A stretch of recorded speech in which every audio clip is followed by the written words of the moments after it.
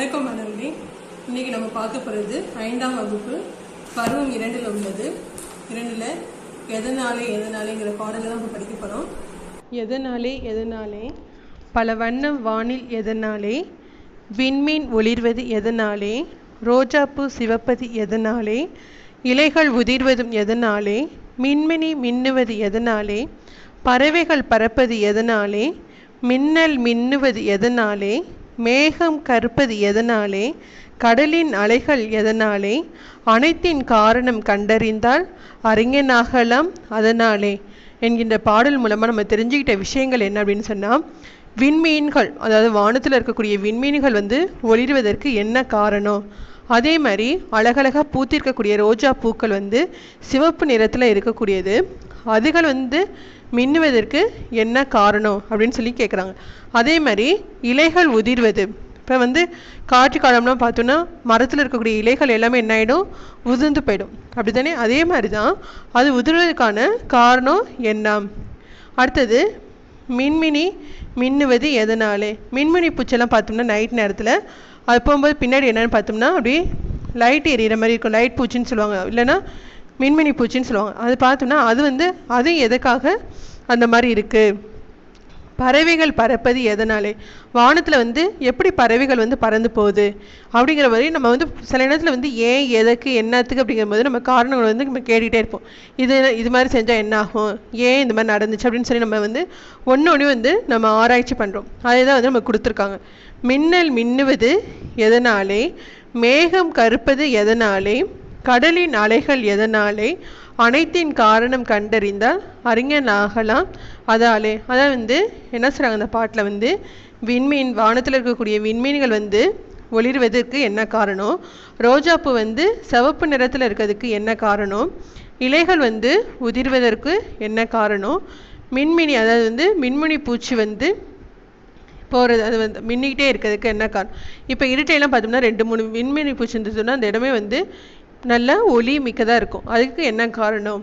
பறவைகள் பறப்புறதுக்கு, பறந்து வானத்தில் போகிறதுக்கான காரணம் என்ன. மின்னல், இப்போ மழையெல்லாம் பெய்யும்போது என்னென்னு பார்த்தோம்னா வானத்தில் மின்னல் அப்படியே கீற்று மாதிரி கிழிச்சிட்டு வரும், அது எதனால் உருவாகுது. அடுத்து மேகங்கள் கருப்பாக இருக்குது, அதுக்கு என்ன காரணம். கடலின் அலைகள் கடலில் எதற்கு அலைகள் அதிகமாக எழும்பி வருது, இதுக்கெல்லாம் நீ காரணம் கண்டறிஞ்சா நீ ஒரு அறிஞனா ஆகலாம் அப்படின்னு சொன்னாங்க. இப்போ இந்த லைட்டெல்லாம் பார்த்தோம்னா, லைட் என்ன யார் கண்டுபிடிச்சா நமக்கு தெரியும், அப்படி தானே? தாமஸ் ஆல்வா எடிசன் சொல்லுவாங்க.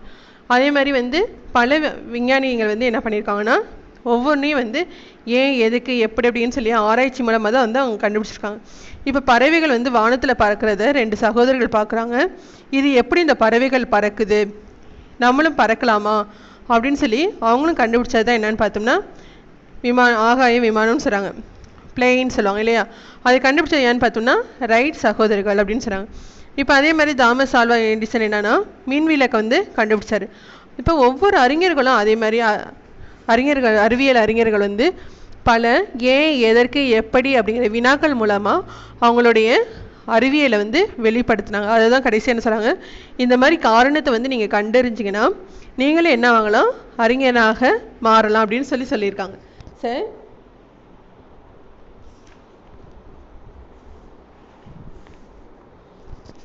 இப்போ நம்ம பார்த்தோம் இல்லையா, அதாவது இப்போ வானிலையத்தில் நீர்த்துளிகள் இருக்கும். வானிலை உள்ள நீர்த்துளிகளில் சூரிய ஒளி ஊடுரும்போது நீர்த்துளிகளின் பின்புறம் எதிர் ஒலிப்பதனால என்னென்னா வானவில் தோன்றுது அப்படின்னு சொல்கிறாங்க. அதே மாதிரி விண்மீன்கள் என்ன அப்படின்னு சொன்னால், தங்களிடம் உள்ள ஒன்றிற்கும் மேற்பட்ட நைட்ரஜன் அணுக்களையும் இயற்பியல் நிகழ்வின் உதவியோடு ஒன்றிணைப்பதன் மூலம் ஒளி வீசுகிறது. ரோஜாப்பூன்னு பார்த்தோம்னா ஆந்தோசைனி என்ற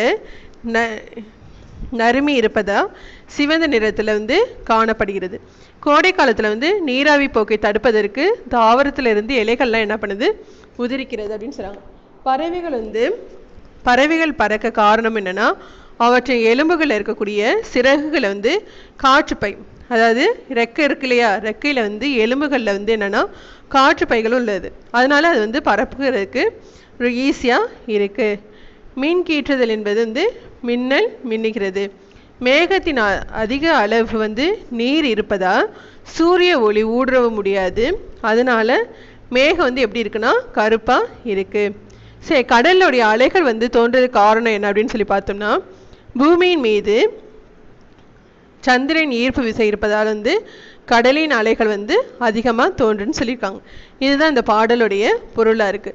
அதான் சொன்ன மாதிரியே ஒவ்வொருத்தருக்கும் அறிவியல் சிந்தனை தூண்டணும் அப்படின்னு சொன்னால் ஏன், எதற்கு, எப்படி அப்படிங்கிற வினாக்கள் மூலமாக தான் என்ன செய்யணும், சில மாற்றங்கள் நமக்கு ஏற்படும் அப்படின்னு சொல்லியிருக்காங்க. சரியா? அதுதான் இந்த பாடலுடையது. எதனாலேன்னுட்டு இப்போ திரும்ப பாருங்கள். எதனாலே அப்படின்னு சொல்லி நான் திரும்ப வாசிக்கிறேன். பல வண்ண வானவில் எதனாலே, விண்மீன் ஒளிர்வதும் எதனாலே, ரோஜாப்பூ சிவப்பது எதனாலே, இலைகள் உதிர்வதும் எதனாலே, மின்னணி மின்னுவது எதனாலே, பறவைகள் பறப்பது எதனாலே, மின்னல் மின்னுவது எதனாலே, மேகம் கருப்பது எதனாலே, கடலின் அலைகள் எதனாலே, அனைத்தின் காரணம் கண்டறிந்தால் அறிஞராகலாம் அதனாலே. சரி மாணவர்களே, இப்போ நம்ம அடுத்த வகுப்பில் பார்க்கலாம். நன்றி.